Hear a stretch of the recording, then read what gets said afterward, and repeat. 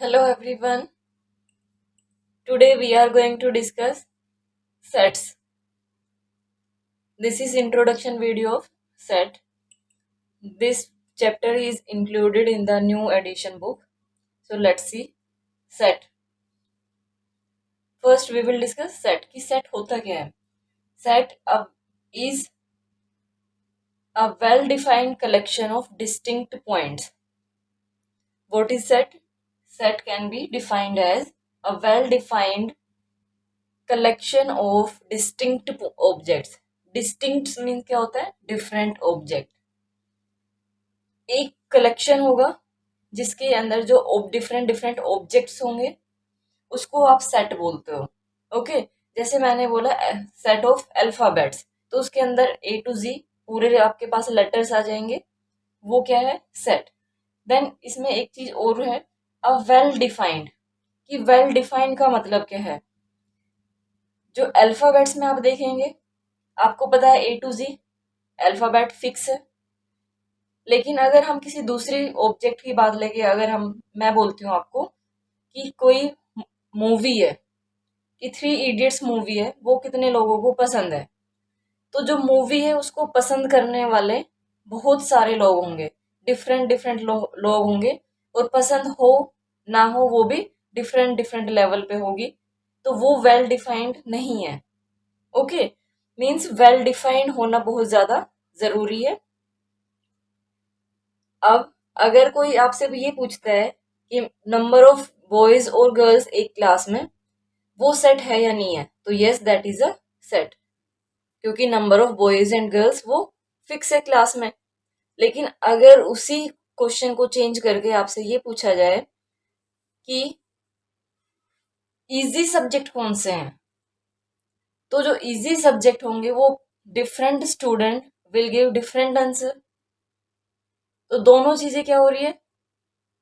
आपको फिक्स पता ही नहीं है, आप उसको डिफाइन नहीं कर पा रहे हो कि इजी किसको इजी लग रहा है, किसको नहीं लग रहा है. क्योंकि डिफिकल्टी लेवल हो सकता है कि कोई कहता है कि थोड़ा सा इजी है, कोई कहता है नहीं बहुत इजी है, कोई कहता है नहीं बहुत हार्ड है. तो वो वेल डिफाइंड नहीं है. तो सेट में क्या होना जरूरी है? Well defined collection of distinct object. ये नहीं है कि सेम एक ही ऑब्जेक्ट आप ले रहे हो, डिफरेंट डिफरेंट ऑब्जेक्ट उसमें होने चाहिए. देन एलिमेंट्स और members. Different objects which form set are members और एलिमेंट्स ऑफ दैट सेट. कैसे? मैंने बोला आपको ए टू जी जो आपके पास लेटर है, ए बी सी डी, ये जी तक जो है, ये पूरे क्या है आपके पास? एलिमेंट्स है. ओके, सेट को हमेशा डिनोट किया जाता है कैपिटल लेटर में. अगर मैं बोलती हूँ कि नेचुरल नंबर, तो नेचुरल नंबर आप एन सेट को डिनोट करेगा, इक्वल टू. अब इसको जब हम नोट करते हैं एलिमेंट्स को, तो एलिमेंट हमेशा क्या होने चाहिए? स्मॉल लेटर में. जैसे अगर मुझे ए करना है तो ए को मैं ऐसे नोट करूंगी. ओके, मान लो इसमें टू एलिमेंट्स है ए एंड बी, तो मुझे ये स्मॉल लेटर्स में करने होंगे, कभी भी ये कैपिटल लेटर में नहीं होते. Then these two points, this is symbol of belongs to. Okay, ये सिंबल आपको याद होना चाहिए कि ये क्या है? Belongs to. Belongs to means ये जो सेट गिवन है उसके अंदर ये एलिमेंट है. Then this is not belongs to. ये बिलोंग नहीं करता. अगर आउट ऑफ सेट है, जैसे मैंने आपको बोला कि ए टू जी जो हमारे पास लेटर है उसका सेट एन है, तो इसके अंदर अगर मैं बोलती हूँ कि वन, तो वन आप क्या लिखोगे? कि वन है जो that does not belongs to N. Okay, ऐसे हम इसको नोट करते हैं. देन फॉर्म देखते हैं कि हम कैसे सेट को डिनोट करते हैं. These three are methods of representation of a set: description method, roster method, set builder method. Okay, in description method, description आपको पता ही है किसी चीज के बारे में डिटेल देना. तो डिस्क्रिप्शन मेथड में हम सिर्फ जो हमारे पास ब्रेसेस होते हैं उसके अंदर नोट कर देते हैं. हम कैसे?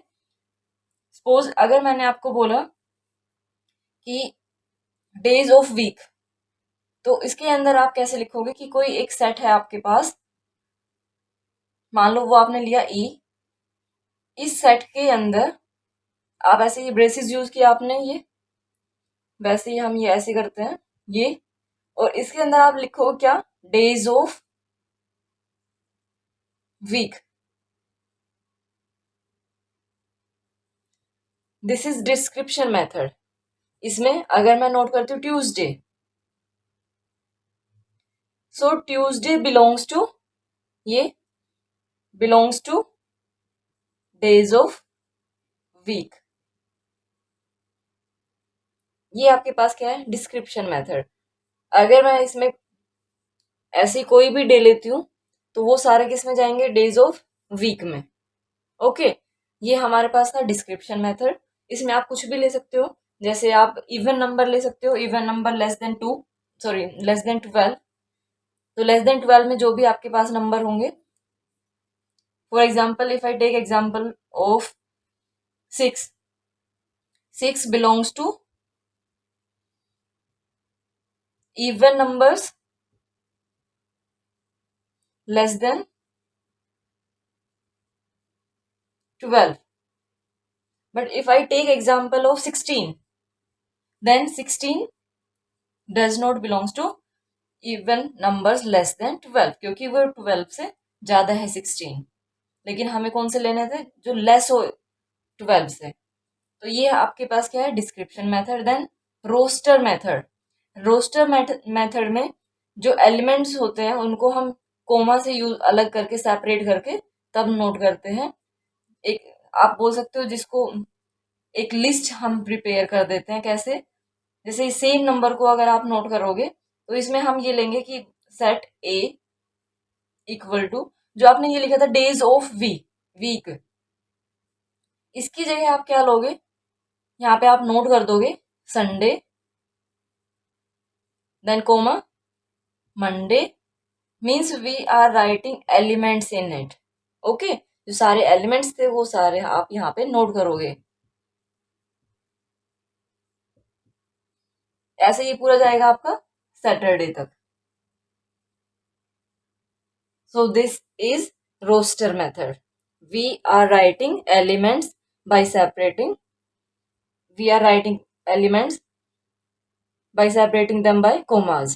Then one more example you can take. जो ये even numbers का था less than 12, that can be also written as, if I take x equal to, तो ये हमारे पास क्या होगा, लेस देन 12 है, we will start 2, 4, 6, 8, 10। Less than बोला गया, 12 आपको नहीं लेना है क्योंकि वो उसके इक्वल टू है। तो ये आपके पास सेट बिल्डर, जो ये सॉरी रोस्टर मेथड है, उसमें आपने ये नोट कर दिया। ठीक है, और इसमें ये तो है ही कि ये जो ये है मंडे बिलोंग्स टू है, इस टाइप से भी आप वो तो नोट कर ही सकते हो हर किसी के लिए। सिर्फ ये डिफरेंस होता है, इसमें आपने ऐसे नोट किया, इसमें आपने सारे एलिमेंट्स नोट किए और उनको सेपरेट किया कोमा से। उसके बाद है set builder method. Set builder method देख लेते हैं। In set builder method we denote each element by a variable. कोई भी एक आप वेरिएबल लेंगे, उससे आप उस सेट के अंदर जो एलिमेंट है उसकी जो प्रॉपर्टी है उसको आप नोट करेंगे। कैसे, जो ये मैंने फर्स्ट वाला नोट किया that is description method, second one is roster method. अब सेम आपके पास सेट है, इसको आप कैसे करोगे नोट, वो हम देखते हैं। इसमें हम नोट करेंगे, मान लो हमारे पास सेट ई है ये, और इसके अंदर डेज ऑफ वीक आपको नोट करने हैं। तो आप सेट बिल्डर फॉर्म में, सेट बिल्डर जो मेथड है इसके अंदर आप कैसे नोट, कोई भी एक variable low, let that is आपने ए लिया, ओके, ये नोट किया। उसके बाद आप ये ऐसे यूज करेंगे, ये जिसको हम कोलन बोलते हैं, ये आपने यूज किया। फिर आप ए के बारे में बताएंगे, क्या, A is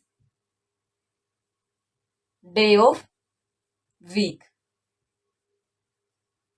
this is set builder method. इसके अंदर आपने क्या किया कि जो ए है, कोई भी एक वेरिएबल लिया और वो ए है, उस ए के बारे में बताया जा रहा है कि वो ए है जो वो डे ऑफ वीक है। ओके, इसको हम कैसे रीड करते हैं, जो ये कोलन है इसको हम क्या बोलते हैं, सच दैट। तो हम इसको कैसे रीड करेंगे? A such that A is day of week. Okay,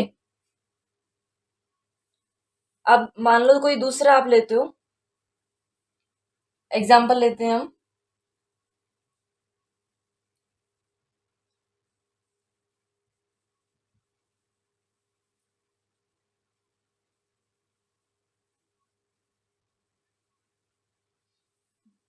suppose B is such that, इसमें हम क्या ले रहे हैं? बी इज एन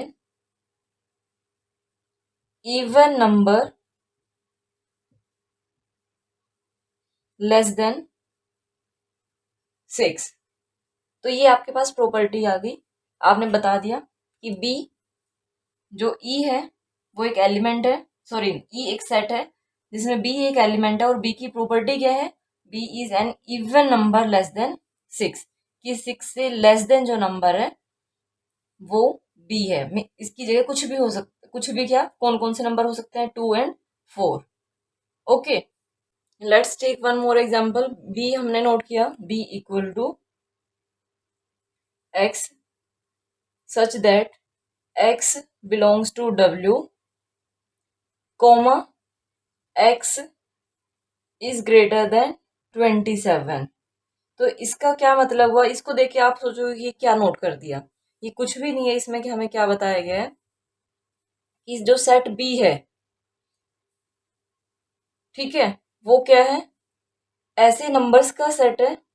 एक्स लिया हमें, X belongs to W, means जो ये एलिमेंट्स है इसके, ये किससे बिलोंग करते हैं? होल नंबर से। कैसे? x ग्रेटर देन 27, मीन्स जो ये नंबर होंगे यहाँ पे वो, सॉरी ग्रेटर देन है, ग्रेटर देन 27 होना चाहिए। मीन्स क्या है कि set B of all whole numbers greater than 27। Okay, सारे होल नंबर का वो सेट है जिस जो कि ग्रेटर देन 27 है। ये आपके पास ऐसे भी हो सकता है, तो आपको ये सारा आना चाहिए। जैसे अगर मैं नोट करती हूँ a इक्वल टू, मैंने ये ऐसे नोट किया, तो इसको देखते हैं कि इसका क्या मतलब है।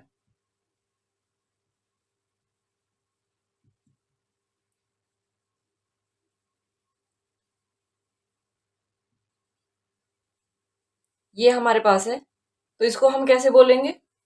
ये x आपके पास हो गया, x equal to n square, means ये स्क्वायर होगा ये किसी नंबर का, लेकिन जो वो नंबर है वो क्या होना चाहिए? लेस देन 37 होना चाहिए। तो कैसे बोलेंगे? Set of all square numbers less than 37। Okay, less than 37। अब ये नेचुरल है, ये कि जो n है that belongs to natural number. ये हमारे पास इस टाइप से इसकी ये तीनों फॉर्म्स है। Now next is types of set. Finite set, infinite set. आपको नेम से ही इसका पता चल रहा है। फाइनाइट सेट मीन्स इसमें नंबर ऑफ एलिमेंट्स है वो फाइनाइट रहेंगे। जैसे अगर हम एग्जांपल लेते हैं कि set n equal to 1 2 3 4, so number of elements are countable, so this one is finite set. Infinite, n equal to 1 2 3, after that this one, so इसमें number of elements countable नहीं है, so this one is infinite set.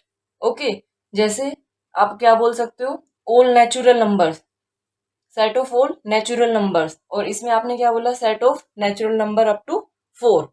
तो ये limited इसमें means number of elements countable है, इसमें number of elements countable नहीं है, सो ये इनफाइनाइट हो गया। जैसे number of stars in the sky, number of hairs in the, number of here in the head, on the head, तो वो आपके पास क्या होगा? Infinite set.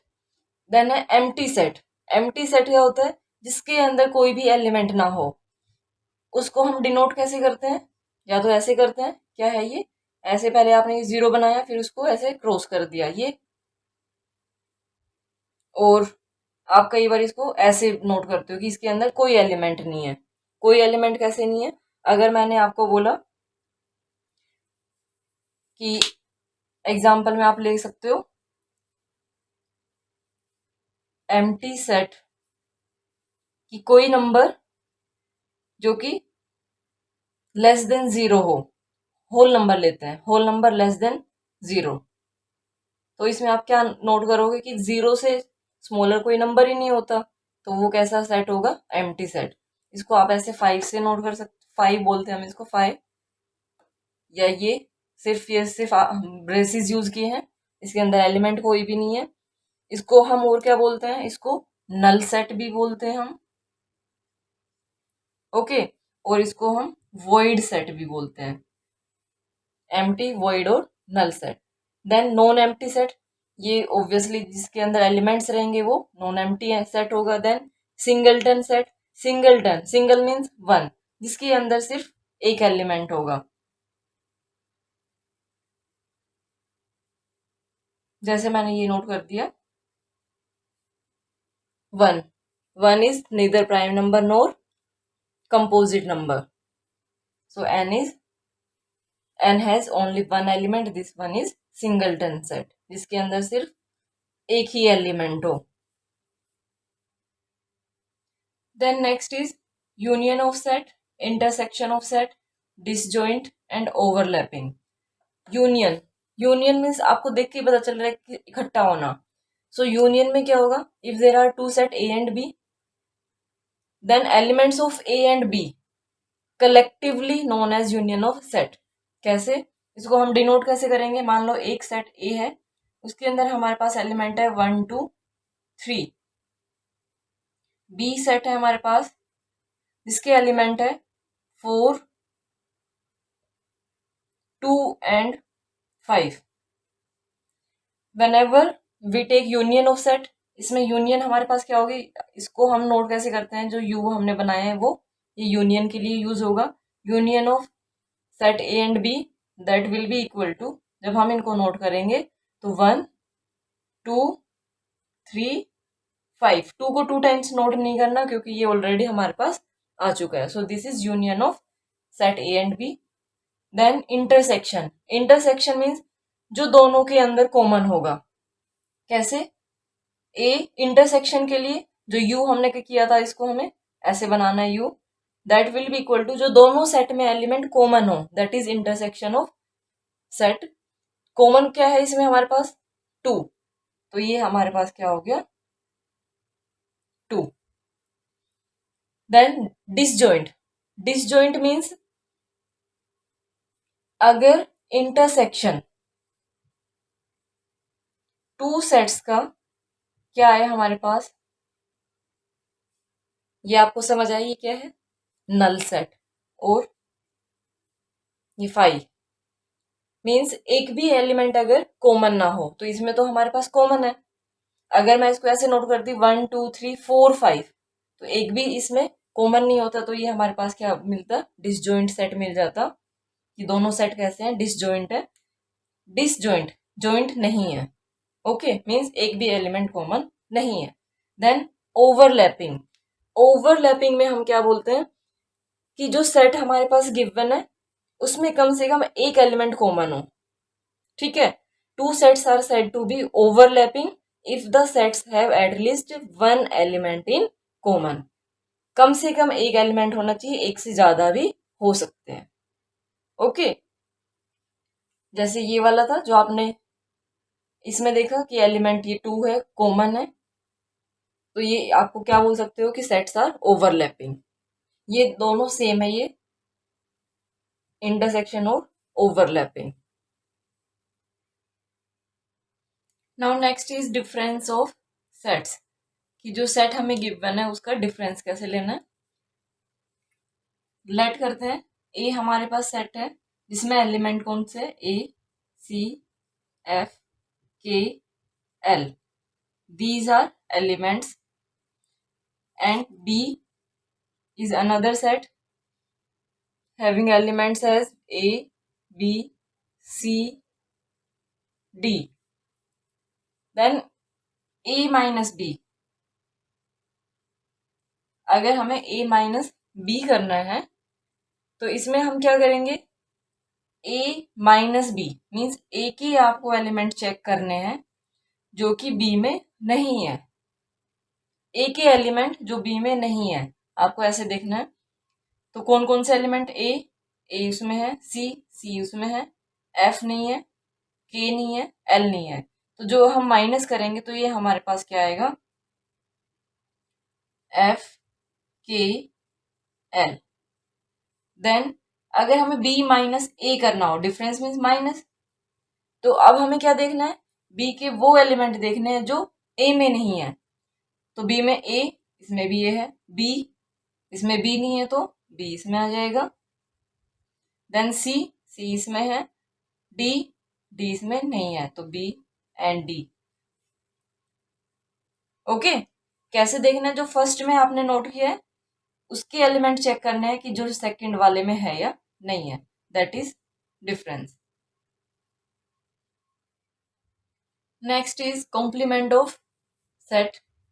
कॉम्प्लीमेंट सेट क्या होगा कि मान लो एक हम सेट लेते हैं, इसमें हम यूनिवर्सल सेट बोलते हैं उसको, कि यूनिवर्सल मीन्स जो आपके पास मान लो ये हमने लिया और उसके अंदर एक सेट ये है, तो जो ये बाहर वाला है ये क्या है, यूनिवर्सल सेट है, उसके एलिमेंट इसके अंदर है तो ये इसका सबसेट है। यूनिवर्सल सेट हमने एक लिया, ठीक है, उसको हम डिनोट करते हैं यू से, ये यू है, ये यूनियन वाला यू नहीं है, ये यूनिवर्सल सेट है एक। और उसमें फिर एक हमारे पास ए सेट है। अगर हम इन दोनों का कॉम्प्लीमेंट लेते हैं तो ये हमारे पास क्या होगा, जैसे मैंने यहाँ पे लिया जो यूनियन है, दैट इज मैंने लिया यहाँ पे इंटीजर्स,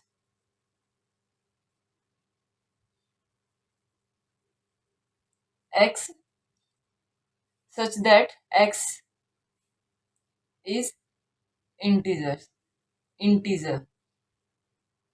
और एक सेट मैंने क्या लिया, मैंने यहाँ पे लिया x such that x is negative integer. Okay, ये मेरे पास है। तो जब हम इसका कॉम्प्लीमेंट निकालेंगे, कॉम्प्लीमेंट को हम कैसे ऐसे नोट करते हैं, हम ए कॉम्प्लीमेंट, या फिर आप इसको नोट करते हो ए उसके ऊपर ये बार टाइप में, तो वो हमारे पास क्या आएगा, ये हमारे पास नेगेटिव वाले आ गए, ये सारे इंटीजर्स थे, तो ए में कौन से यू के इंटीजर है जो नहीं है, कौन से नहीं है, तो यहाँ पे क्या आएगा, x such that x is positive integer, क्योंकि यहाँ पे नेगेटिव है, इंटीजर में पॉजिटिव और नेगेटिव दोनों होते हैं, इसमें तो इंटीजर लिखा है तो पॉजिटिव भी हो सकता है नेगेटिव भी, यहाँ पे हमने नेगेटिव लिया, क्या बच गया, पॉजिटिव। तो ये हमारे पास क्या हो गया, complement. Okay, after that property of set, ये हमारे पास सेट की होगी प्रॉपर्टी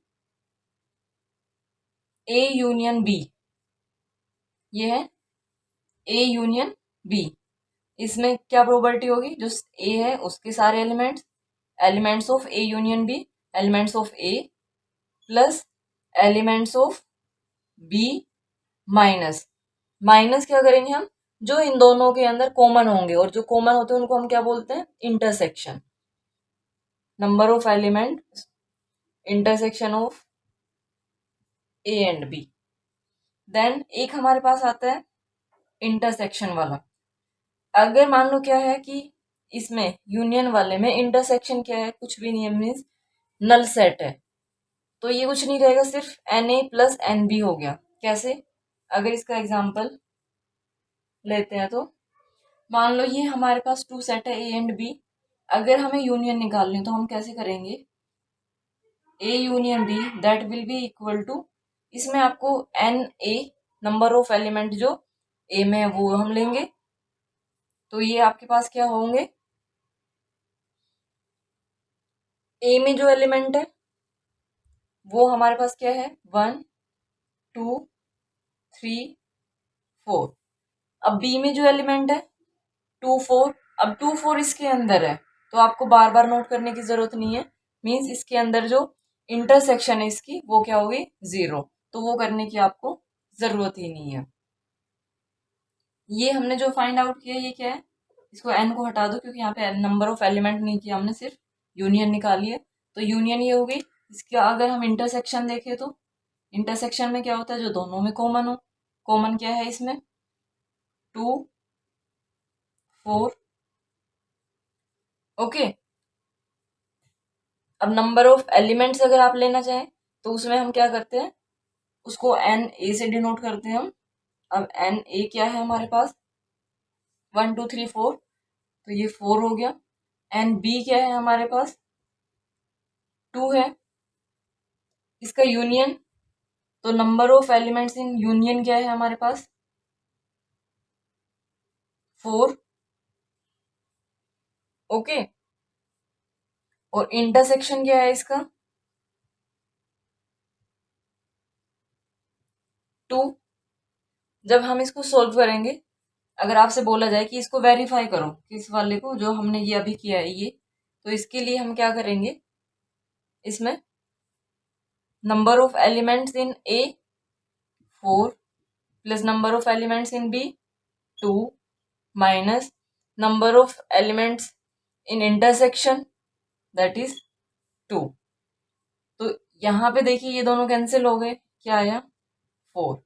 और आप ये देख सकते हो कि नंबर ऑफ एलिमेंट इन 4 जो हमने यहाँ से नोट करके किया था उसमें भी कितने थे, 4। तो ये वेरीफाई हो गया। ओके, ये था हमने सिर्फ एलिमेंट्स नोट करके तब किया, और ये क्या है, नंबर ऑफ एलिमेंट्स लेके हमने इसको प्रूव किया कि नंबर ऑफ एलिमेंट्स कितने होंगे इसकी यूनियन में, 4। और यहाँ पे कितने, 1 2 3 4। Okay, thank you so much for watching my video and have a great day.